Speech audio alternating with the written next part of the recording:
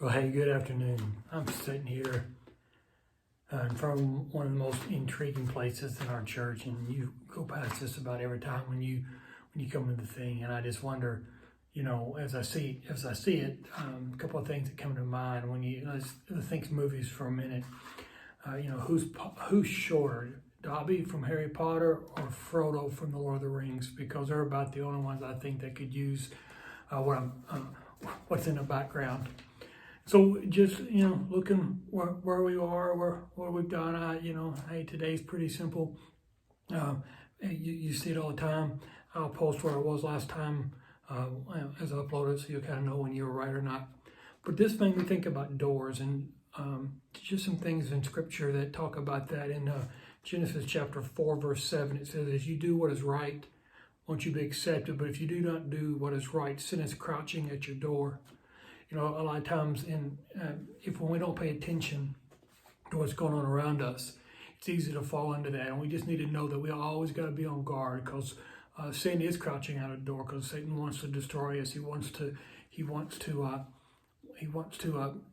disqualify from service. He wants us to feel like we're not worthy of God's love. And so let me encourage you in this time just to keep an eye on when things are different, just to keep an eye on what's going on out there. There's also the passage when during the Passover, the first Passover, when they went and they pasted with the hyssop and the blood, and they put the blood over the door post, so that God knew when to use them. And they were to stay indoors and behind the door until death passed over, and then God, spared us from that. And then you see in Psalms 143, "Lord, set up a guard for my mouth, keep watch at the door of my lips." That thing, because doors do a couple of things, right? They keep things out. It could be the weather, it could be people we don't want in. Doors also serve as a way of security. You can't come in that door, you got a steel door and you feel secure. Or doors can hide things. You shut the door and you can't see what's in that room. It's how we used to tease our kid, but that's really how they cleaned their room. They just went in and picked things up and they shut the door so you couldn't see into it.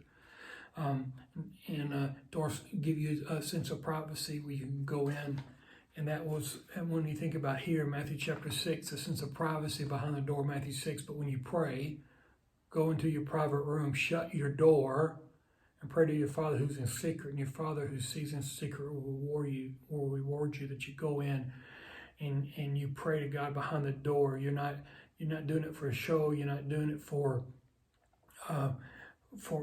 accolades, but you're going in and you're dealing in the privacy of your prayer closet behind your shut door.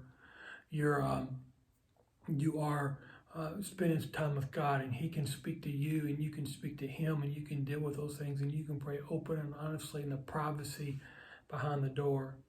Matthew chapter 7, verse 7, He says, "Ask and it will be given to you, seek and you will find, knock and the door will be open to you."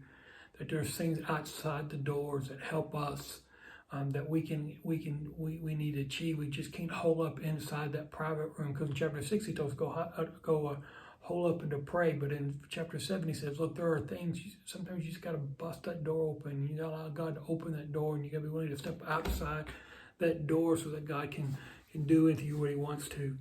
Revelation chapter 3, the last one, you've heard it.